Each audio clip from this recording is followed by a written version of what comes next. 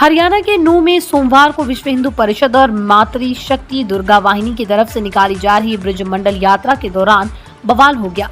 इस दौरान कई गाड़ियों को आग लगा दी गई। पुलिस पर भी पथराव किया गया। इसमें कुछ लोगों के घायल होने और एक व्यक्ति की गोली लगने से मौत की खबर है। इसकी आधिकारिक पुष्टि नहीं की गई। पुलिस के अलावा नूह जिला प्रशासन के आला अधिकारी स्थिति को कंट्रोल करने में लगे हुए हैं। सोमवार को यह यात्रा नूह के नल्हड़ शिव मंदिर से फिरोजपुर झिरका की तरफ रवाना हुई। जैसे यात्रा तिरंगा पार्क के पास पहुंची, वहां एक समूह के लोग पहले से जमा थे। दोनों पक्ष के आमने सामने आते ही उनमें तकरार हो गई और देखते ही देखते पथराव शुरू हो गया। इसकी वजह से पूरे इलाके में माहौल तनावपूर्ण हो गया। पथराव के बाद नूह में होडल चौक बाईपास और आसपास के इलाके में स्थिति तनावपूर्ण बनी हुई है। यहाँ कई गाड़ियों को आग के हवाले कर दिया गया। पथराव में कुछ पुलिसकर्मियों को भी चोटें आई हैं। हालात को देखते हुए रेवाड़ी, पलवल और आसपास के दूसरे जिलों से अतिरिक्त पुलिस फोर्स नूह बुला ली गई। बता दें कि एक दिन पहले ही गौरक्षक मोनू मानेसर ने इस यात्रा में अपनी टीम के साथ शामिल होने की जानकारी देते हुए वीडियो जारी की थी। राजस्थान के भरतपुर की पुलिस टीम मोनू को पकड़ने के लिए नूह पहुंची। भरतपुर के एसपी मृदुल कच्छावर ने इसकी पुष्टि की। हंगामा होने तक मोनू यात्रा में नहीं पहुंचा। हरियाणा में बजरंग दल के प्रांत गौरक्षा प्रमुख मोनू मानेसर पर राजस्थान में भरतपुर के रहने वाले दो युवकों नासिर और जुनैद की हत्या का आरोप है। इन दोनों को भिवानी में उनकी गाड़ी के अंदर जिंदा जला दिया गया था। मोनू इस केस में वांटेड है।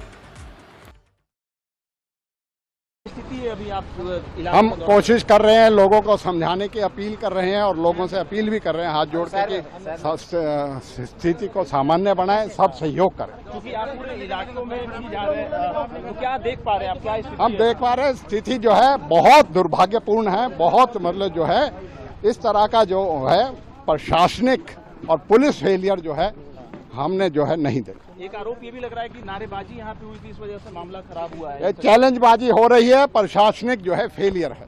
ऐसे में क्या अपील करेंगे आप? हम यही अपील करेंगे किसी षड्यंत्र का शिकार ना हो, सभी मिलके यहाँ अमन शांति कायम करें और अफवाहों पे और किसी तरीके से जो है उसका शिकार ना बने। विश्वास नहीं है।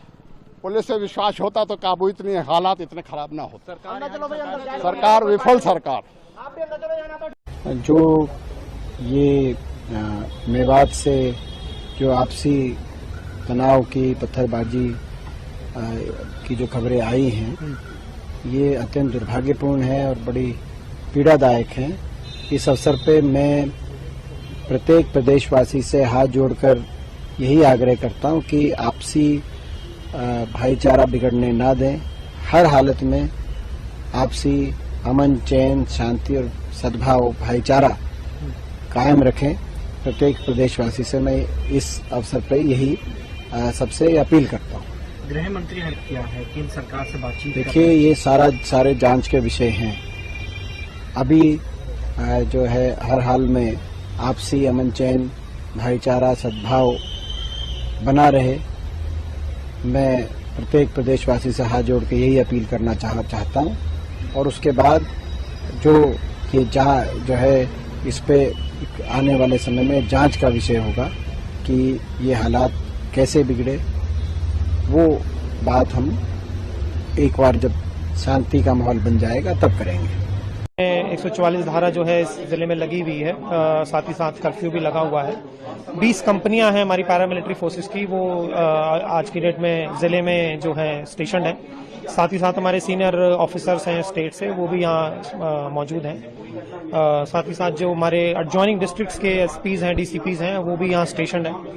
तो सभी पूरे डिस्ट्रिक्ट को जो है हमने सब सेक्टर्स में डिवाइड किया है और मैजिस्ट्रेट्स की और पुलिस की जो है हमने जॉइंट टीम्स बनाई है ताकि नॉर्मलसी को हम जल्द से जल्द। ये बहुत दुर्भाग्यपूर्ण घटना है और इसकी हम जितनी बुराई की जाए, जितनी निंदा है, उतनी कम है। और सबसे पहले तो हम सबसे भाईचारा बनाने की अपील करते हैं। हर कीमत पे हमारा भाईचारा खराब नहीं होना चाहिए, बना रहना चाहिए। और जो उपद्रवी तत्व हैं जिन्होंने इस शोभा यात्रा पर इस तरह का कायराना कृत्य किया है, उनके खिलाफ सख्त से सख्त कार्रवाई की जाएगी। किसी भी कीमत पर उन उपद्रवी तत्वों को जिन्होंने ये हिंसा फैलाई है उनको बख्शा नहीं जाएगा, उनके खिलाफ कार्रवाई होगी। और मुझे लगता है कि पिछले 9 साल से जिस तरह देश में मोदी जी के नेतृत्व में इस देश में भाईचारा कायम है, भारत एक, भारतवासी एक, ऐसे ही हरियाणा में पिछले 8.5 साल से मनोहर जी के नेतृत्व में हरियाणा एक हरियाणवी एक, जिसको लेकर अमन और चैन का शासन वहां पर चल रहा था, भाईचारे का माहौल वहां पर कायम हुआ है। उस माहौल को खराब करने के लिए इन शरारती तत्वों ने इस तरह की हरकत की है। लेकिन एक गलत मैसेज तो गया ही है। क्या आप इसको इंटेलिजेंस फेल्योर मानते हैं? बहुत बड़ी देखिए, ऐसा फेल नहीं होता। ये घटनाएं हमेशा अचानक होती हैं, और जो लोग इस तरह की घटनाएं करते हैं वो किसी को कानो खान खबर नहीं होने देते। उनकी मंशा रहती है कि भाईचारे को किस तरह से समाप्त किया जाए, लेकिन ना मोदी जी के नेतृत्व में देश में भाईचारा समाप्त खराब होने देंगे, ना मनोहर जी के नेतृत्व में बीजेपी की सरकार हरियाणा में भाईचारे को समाप्त होने देगी। हम हरियाणा एक हरियाणवी एक को लेकर ये मनोहर जी की सरकार काम कर रही है, और मोदी जी की सरकार भी भारत एक भारतवासी एक इस भावना के साथ पूरे देश में काम कर रही है। हमारे साथ नू में स्थिति पूरी तरह से नियंत्रण में है। नू में इंटरनेट सेवाएं बंद कर दी गई हैं और नू में कर्फ्यू लगा दिया गया है। सफिशिएंट मात्रा में पुलिस फोर्स वहां मूव कर दी गई है। कल जैसे ही हिंसा की खबर आई थी, पहले जो नू के साथ लगते जिले हैं, फरीदाबाद, पलवल, गुड़गांव, झज्जर, रेवाड़ी से हमने फोर्सेस वहां पे मूव कर दी थी। आज हरियाणा के बाकी हिस्सों से भी कुछ पुलिस अधिकारियों को और कुछ फोर्स को मूव किया जा रहा है। वहां पर एक एक सेक्टर बना के एक एक आईपीएस को जिम्मेवारी दी जा रही है। हमारे डीजीपी पीके अग्रवाल खुद मौके पर पहुंच चुके हैं और स्थिति को उन्होंने नियंत्रण में ले रखा है। हमारी एडीजीपी लॉ एंड ऑर्डर मौके पर है, और कल जब किसी मंदिर में बहुत बड़ी संख्या में लोगों को बंदी बना लिया गया था और वहां से निकलना बड़ा मुश्किल था, अंदर से जिम्मेवार लोगों ने मेरे पास गूगल लोकेशन भेजी। मैंने प्रशासन को कहा तो ममता सिंह ने बड़ी दिलेरी के साथ पुलिस फोर्स को लीड किया। वहां तक जाना काफी कठिन था, लेकिन वो पहुंची फोर्स को लेके वहां पर, और जाकर उन्होंने सारों को वहां से उनके बंधन से रिलीज करवाया। देखिए, जिस स्तर की ये हिंसा हुई है, ये अचानक भड़की हुई हिंसा तो नहीं है। और जहां तक मैं जानता हूं कि नू में दोनों कम्युनिटियां लंबे समय से आपस में प्यार के साथ रहती हैं, उनका आपस में द्वेष भी नहीं। ये तो किसी ने जहर घोला है, किसी ने इंजीनियरिंग की है, किसी ने मास्टरमाइंड किया है। जिस स्तर पे एंट्री पे भी पत्थर रखे हुए हैं, छतों पर भी पत्थर रखे हुए हैं, हथियार भी हैं, गोलियां भी हैं, एकदम तो सामने आते नहीं है। और ये यात्रा कोई ऐसा नहीं है पहली बार निकली है, हर साल यात्रा निकलती है। यात्रा के साथ हर साल जितनी फोर्स होती है उतनी हमने आज भी दे रखी थी।